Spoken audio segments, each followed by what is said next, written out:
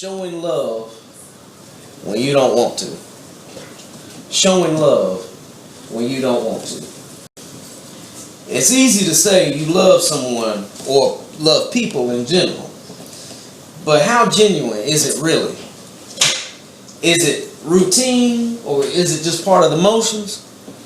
Or is it much more than that? It's often been said that love is a verb. Love is an action. Now let's look at the biblical issue on this.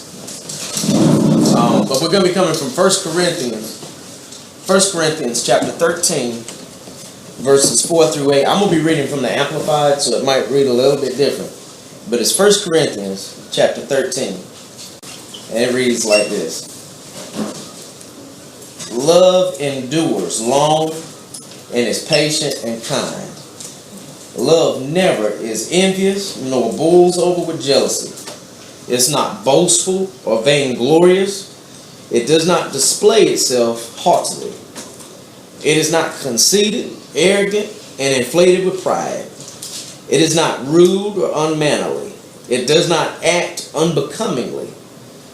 Love, or God's love in us, does not insist on its own rights or its own way.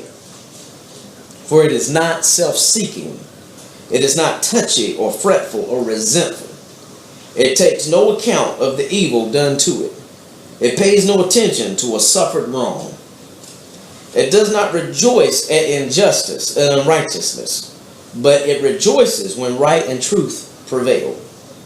Love bears up under anything and everything that comes. It's ever ready to believe the best of every person. Its hopes are fadeless under all circumstances, and it endures everything without weakening. Love never fails. It never fades out or becomes obsolete or comes to an end. As for prophecy, that is, the gift of interpreting the divine will and purpose, it will be fulfilled and it will pass away. As for tongues, they will be destroyed and cease. As for knowledge, it will pass away, that is, it will lose its value, and it will be superseded by truth. So basically, a lot of this other stuff's going to pass away, but love never fails. Love is always there. Now that's a lot to take in. I can admit that. But what that passage describes is an unfiltered love. It's an unfiltered love. In other words, it hasn't been tainted by our biases and our opinions. This is that love of Jesus, which we are meant to show others as Christians. Now 1 John 4 and 7 says, Beloved, let us love one another, for love springs from God. And he who loves his fellow men and women is begotten and born of God, and is coming progressively to know and understand God, to perceive and recognize and get a better and clearer knowledge of him. Love is of God. And he tells us to love one another. And love springs from God. And it says, if you love others, you're going to understand God. You're going to have an understanding of God that you wouldn't have otherwise. It's our duty to love one another. Now back to the title of the message. What about when we don't want to love other people? What about when people have done us wrong?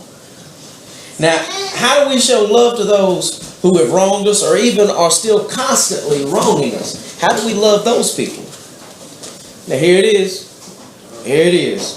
This is the scripture that puts the icing on the cake, the sugar in the tea, and the whip on the coffee. All I say is get ready. Matthew. Oh yeah, that's my name. Go to Matthew chapter 5. And in Matthew chapter 5, verses 43 through 48.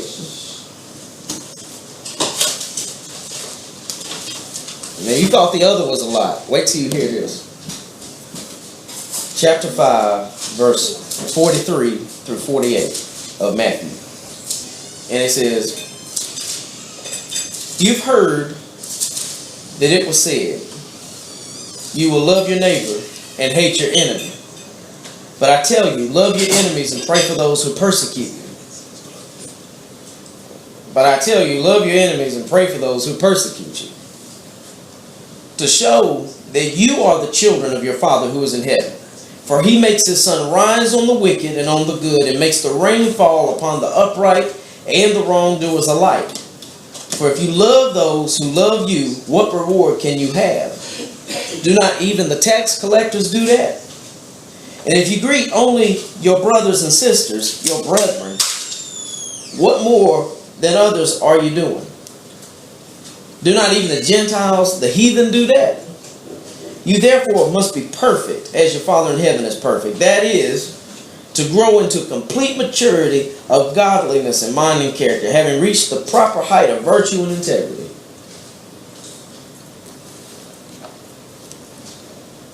Now, this is where you want to tell me to go home and sit down somewhere. Seriously, this is a hard pill to swallow. Especially that part in the beginning. Now, you mean to tell me I gotta love everyone? I gotta love everyone?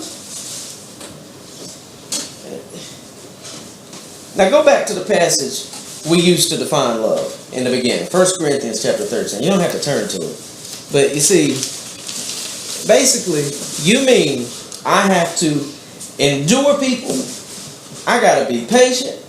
I gotta be kind. I can't be jealous. I can't boast or be arrogant at all. I can't be rude to other people. I got to be willing to sacrifice my own way. Ooh. Now, do you notice the trend here? It just keeps getting deeper and deeper, right? Mm-hmm. I can't hold resentment towards other people. I've got to be willing to dismiss people when they do wrong and dismiss wrongdoing. I can't rejoice with or at things that are wrong. I have to handle everything that may come in this life with love. I have to believe in the best for every person and see the best in people. And I have to always keep my hope up. Basically, I got to endure everything with the power of love. I have to endure everything. But this is the manifestation of true love. You may say, well, that's not realistic. That's really unrealistic. But is it really? Is it really unrealistic? Maybe this really is what love is. And maybe we just don't understand that. Lenny Kravitz said one time in a song, let love rule. I can't give you all the answers. But these scriptures tell us a lot. It's not easy living up to it. And it's not easy doing it.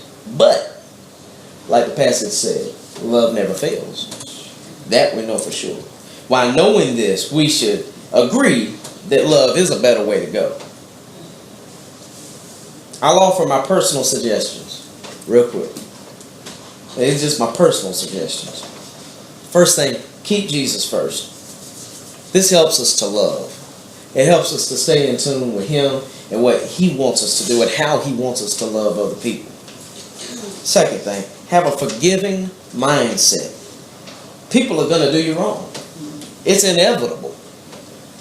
Has anybody in this room ever not had anything done wrong to them?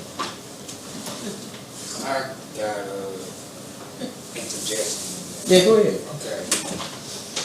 I know people gonna do us wrong, but what about when we do ourselves wrong and we see it? Well, see, that's where, if you do yourself wrong, one thing I've always said, especially like, okay, they say in the Lord's Prayer, forgive those, it talks about forgiving other people so you can be forgiven.